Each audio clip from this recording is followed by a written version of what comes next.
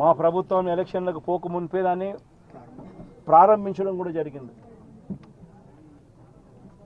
ఎంత దారుణమైన పరిస్థితి ప్రభుత్వంలో ఉంది అని అంటే కనీసం దానికి యూజర్ ఏజెన్సీని టెండర్ పిలిచి యూజర్ ఏజెన్సీని ఐడెంటిఫై చేసి యూజర్ ఏజెన్సీకి దాన్ని అప్పచెప్పి కనీసం దాన్ని వాడుకలేకి కూడా ఈ ప్రభుత్వం తీసుకొని రాకుండా ఈ ప్రభుత్వం నడిపిస్తూ ఉంది అని అంటే వీళ్ళకి రైతుల మీద ఎంత కపట ప్రేమ ఉంది అని చెప్పడానికి ఇంతకన్నా నిదర్శనం అవసరం. అక్కడే గన యూజర్ ఏజెన్సీని గన ఇచ్చి ఉండింటే 500 మెట్రిక్ టన్నులకు సంబంధించిన సామర్థ్యం ఆ కోల్డ్ స్టోరేజ్లో ఉంది కాబట్టి యూజర్ ఏజెన్సీని గన పెట్టి ఉండింటే ఆ యూజర్ ఏజెన్సీ అరటికి సంబంధించిన కొనుగోలు చేసేవాడు. వీళ్ళు రైతన్నలు ఆ యూజర్ ఏజెన్సీ అక్కడ పనిచేస్తూ ఉంది కాబట్టి వీళ్ళైనా కూడా అక్కడ పెట్టుకునే పరిస్థితి ఉండేది. మా ప్రభుత్వ హయాంలో ఏ రకంగా ఎక్స్పోర్ట్ చేసినాము 2 కంటైనర్లను పెట్టి అరటికి సంబంధించి అవి ఇంకా ప్రోత్సహించబడేటివి. ఈరోజు చూస్తే ఎంత దారుణమైన పరిస్థితి అని అంటే ఒకవైపున రైతుల పరిస్థితి ఈ వర్షాల వల్ల ఈ గాలుల వల్ల ఇటువంటి దారుణమైన పరిస్థితి ఒకవైపున ఉంటే మరోవైపున రేటు చూస్తామా అంటే నెల కిందట 26,000 పలికిన రేటు ఈరోజు 9,000 రూపాయలకు పడిపోయిన పరిస్థితులు చూస్తూ ఉన్నాం.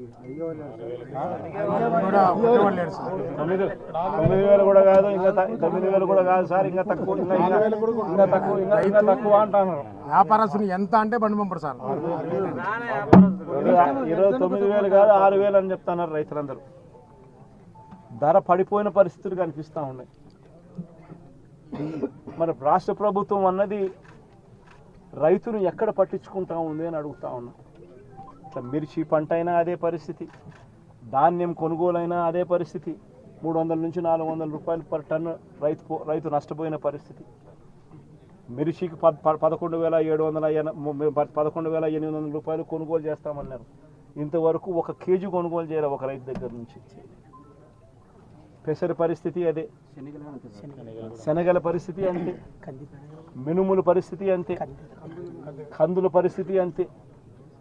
ఏ పంటకు ఈరోజు కనీస గిట్టుబాటు ధర రాని పరిస్థితిలో ఈరోజు రైతన్న వ్యవసాయం చేస్తూ ఉన్నాడు. రైతన్నలకు చీనీ చెట్లకు సంబంధించి గతంలో ఎప్పుడూ చూడని రేటు వైఎస్ఆర్సీపీ హయాంలో రేట్లు వస్తే టన్ను ₹1,00,000 ₹75,000 అమ్మిన రోజు నుంచి చూస్తే సూట్ అనేది లేకోకుండా, కమిషన్ అనేది లేకుండా కొనుగోలు చేసే పరిస్థితి గతంలో ఉంటే ఈరోజు 23,000, 15,000, 18,000. కోవిడ్ టైంలో లారీలు డీజిల్ మనమే పెట్టి రైతులకు డైరెక్ట్ అకౌంట్ వేసినాం సార్. 12 కోట్ల రూపాయలు రైతులు డైరెక్ట్. అరటి రేటు మన కోవిడ్ లో రేటు ఉంది సార్. లారీలు మనమే దారుణంగా ఉన్న పరిస్థితి. నేనైతే ఒకటి చెప్తా ఉన్నా. ఈ 4,000 ఎకరాలకు సంబంధించిన ఈ ప్రతి రైతన్నకు నేను ఒకటే భరోసా ఇస్తా ఉన్నా. ఈ ప్రభుత్వం మీద ఒత్తిడి తీసుకొచ్చే కార్యక్రమం జరిగేందుకే, చేసేందుకే ఈరోజు నా ఈ పర్యటన. ఈ పెద్ద మనిషి చంద్రబాబు నాయుడు గారు రైతులకు ఇవ్వాల్సిన ఇన్పుట్ సబ్సిడీ ఖచ్చితంగా ఇవ్వాలి. ఇన్సూరెన్స్ సొమ్ము కూడా ఖచ్చితంగా రైతులకు అందరికీ కూడా రావాలి. ఏ రైతన్నకు కూడా ఇవి రాని పరిస్థితి ఎక్కడైనా ఉంది అని అంటే మాత్రం ప్రతి రైతన్నకు నేను ఒకటే చెప్తా ఉన్నా. కళ్ళు మూసుకుంటే సంవత్సరం అయిపోయింది, ఇంకా కళ్ళు మూసుకుంటే మరో 3 ఏళ్ళు ఓపిక పట్టండి. వచ్చేది మన ప్రభుత్వమే. మన ప్రభుత్వం వచ్చిన 1 నెలకే ప్రతి రైతన్న ముఖంలో సంతోషాన్ని చూసేటట్టుగా వాళ్ళకి రాని ఇన్సూరెన్స్ను ఇప్పిస్తా, ఇప్పుడున్న ఇన్పుట్ సబ్సిడీ ఇస్తాను. ఇవ్వడమే కాకుండా ప్రతి రైతన్నకు 2023లో ఏ రకంగా ప్రతి రైతన్నకు 50,000 రూపాయలు మళ్ళీ ఇచ్చినట్టుగా ఆ డబ్బు కూడా మళ్ళీ ఇచ్చే కార్యక్రమం కూడా ఖచ్చితంగా రైతన్న. ప్రతి రైతన్నకు నేను భరోసా ఇచ్చి నేను ఈ విషయం చెప్తా ఉన్నా. వైఎస్ఆర్సీపీ పార్టీ తరఫున నష్టపోయిన రైతన్నలకు కూడా ఖచ్చితంగా పార్టీ అంతో ఇంతో, అధికారంలో మనం లేము, ప్రతిపక్షంలో మనం ఉన్నాం, అంతో ఇంతో చేసే కార్యక్రమం మాత్రం ఖచ్చితంగా చేస్తాం. జై జగన్ జై జగన్.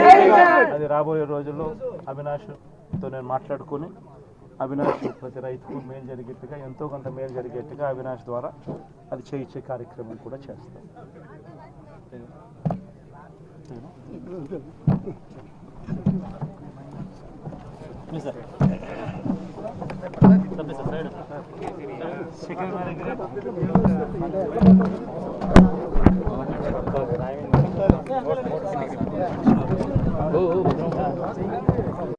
$26,000 ఇస్తానన్నాడు.